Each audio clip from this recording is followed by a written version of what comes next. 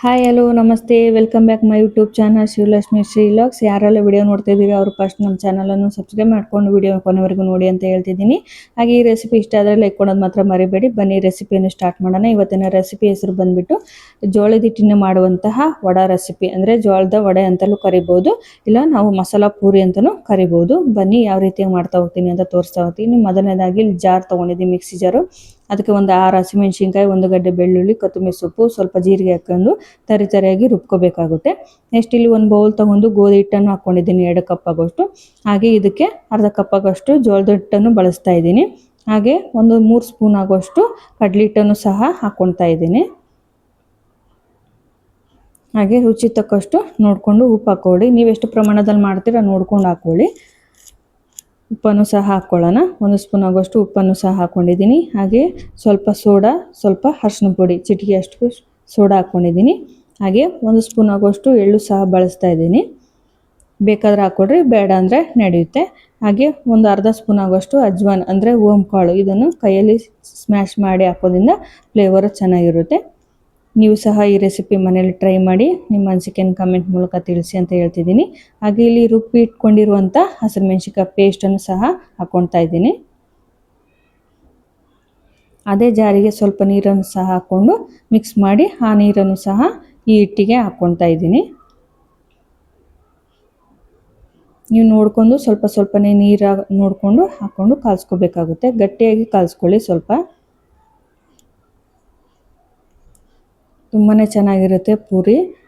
ಹಾಗೆ ನೋಡಿ ಇಲ್ಲಿ ನಾದ್ಕೊಂಡು ಇಟ್ಕೊಂಡಿದ್ದೀನಿ. ಈಗ ಇದಕ್ಕೆ 1 ಸ್ಪೂನ್ ಆಗೋಷ್ಟು ಎಣ್ಣೆಯನ್ನು ಹಾಕ್ಕೊಳ್ತಾ ಇದ್ದೀನಿ.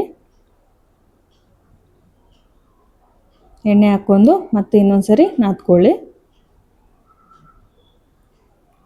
ಒಂದೇ ಥರ ಪೂರಿ ತಿನ್ನೋದೇನು ಬೇಜಾರಾಗಿದ್ದರೆ ಈ ಥರನೂ ಮಾಡ್ಕೊಂಡು ತಿನ್ಬೋದು, ಚೆನ್ನಾಗಿರುತ್ತೆ.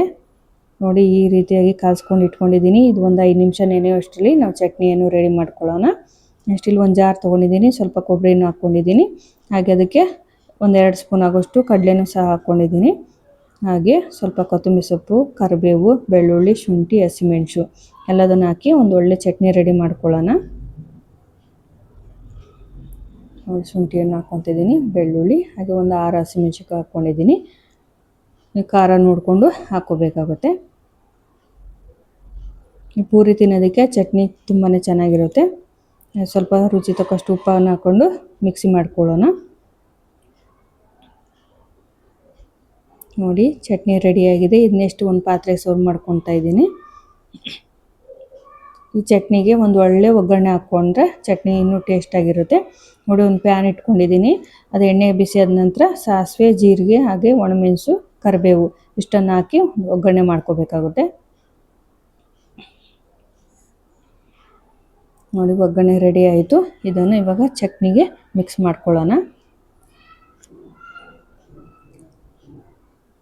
ಹಾಕ್ಕೊಂಡು ನೀಟಾಗಿ ಕಾಲ್ಸ್ಕೊಳ್ಳಿ. ಒಗ್ಗರಣೆ ಮಾಡೋದ್ರಿಂದ ಚಟ್ನಿ ಟೇಸ್ಟ್ ಇನ್ನೂ ಚೆನ್ನಾಗಿರುತ್ತೆ.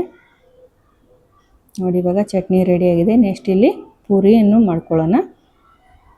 ಹಿಟ್ಟನ್ನು ನೋಡಿ ಕಾಲ್ಸಿಟ್ಟಿದ್ವಲ್ಲ, ಹಿಟ್ಟನ್ನು ಇನ್ನೂ ಸಹ ನಾದ್ಕೊಂಡು ಚಿಕ್ಕ ಚಿಕ್ಕ ಉಂಡೆಗಳಾಗಿ ಮಾಡ್ಕೋಬೇಕಾಗುತ್ತೆ.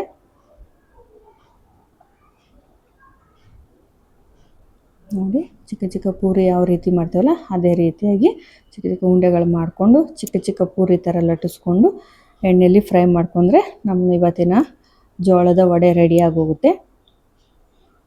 ಚಟ್ನಿ ಜೊತೆ ಇಲ್ಲ ಮೊಸರು ಜೊತೆ ತಿಂತಾಯಿದ್ರೆ ತುಂಬಾ ಚೆನ್ನಾಗಿರುತ್ತೆ. ನೋಡಿ ಇವಾಗ ಪೂರಿಯನ್ನು ಲಟ್ಟಿಸ್ಕೊಳ್ಳೋಣ. ಮೇಲೆ ಸ್ವಲ್ಪ ಎಳ್ಳು ಹಾಕೋದ್ರಿಂದ ನೋಡೋದಕ್ಕೂ ಚೆನ್ನಾಗಿ ಕಾಣುತ್ತೆ, ತಿನ್ನೋದಕ್ಕೂ ಚೆನ್ನಾಗಿರುತ್ತೆ. ಆಲ್ರೆಡಿ ನಾವು ಹಿಟ್ಟು ಕಾಯಿಸ್ಬೇಕಾದ್ರೆ ಎಳ್ಳು ಹಾಕ್ಕೊಂಡಿದ್ದೀನಿ. ಮತ್ತು ಮೇಲೆ ಇಲ್ಲೊಂದು ಸ್ವಲ್ಪ ಗಾರ್ನಿಷಿಗೆ ಹಾಕ್ಕೊತಾ ಇದ್ದೀನಿ. ನೋಡಿ ಇವಾಗ ರೆಡಿ ಮಾಡ್ಕೊಂಡಿದ್ದೀನಿ. ಈಗ ಒಂದೊಂದಾಗಿ ಎಣ್ಣೆಯಲ್ಲಿ ಫ್ರೈ ಮಾಡ್ಕೊಳ್ಳೋಣ. ಎಣ್ಣೆ ಬಿಸಿ ಆದ ನಂತರ ಒಂದೊಂದಾಗಿ ಪೂರಿ ಕರ್ಕೋಬೇಕಾಗುತ್ತೆ. ನೋಡಿ ಎಷ್ಟು ಚೆನ್ನಾಗಿ ಉಬ್ಬಿ ಬರ್ತಾ ಇದೆ ಅಂತ. ಎಣ್ಣೆ ಸ್ವಲ್ಪ ಬಿಸಿಯಾಗೇ ಇರಬೇಕು. ಎಲ್ಲದೂ ಪೂರಿ ರೆಡಿ ಮಾಡ್ಕೊಳ್ಳೋಣ ಇದೇ ರೀತಿಯಾಗಿ. ನೀವು ಸಹ ಈ ರೆಸಿಪಿಯನ್ನು ಟ್ರೈ ಮಾಡಿ ಅಂತ ಹೇಳ್ತಿದ್ದೀನಿ. ಈ ರೆಸಿಪಿ ಇಷ್ಟ ಆದರೆ ಲೈಕ್ ಕೊಡೋದು ಮಾತ್ರ ಮರಿಬೇಡಿ. ಆಗ ನಿಮ್ಮ ಅನಿಸಿಕೆಯನ್ನು ಕಮೆಂಟ್ ಮೂಲಕ ತಿಳಿಸಿ ಅಂತ ಹೇಳ್ತಿದ್ದೀನಿ. ಪ್ಲೀಸ್ ನಮ್ಮ ಚಾನಲನ್ನು ಸಬ್ಸ್ಕ್ರೈಬ್ ಮಾಡ್ಕೊಂಡು ವಿಡಿಯೋ ನೋಡಿ ಅಂತ ಹೇಳ್ತಿದ್ದೀನಿ. ನೋಡಿ ಇವಾಗ ಎಲ್ಲ ಪೂರಿಯನ್ನು ರೆಡಿ ಮಾಡ್ಕೊಂಡಿದ್ದೀನಿ. ನೆಕ್ಸ್ಟ್ ಇಲ್ಲಿ ಪ್ಲೇಟಿಗೆ ಸರ್ವ್ ಮಾಡ್ಕೊಳ್ಳೋಣ.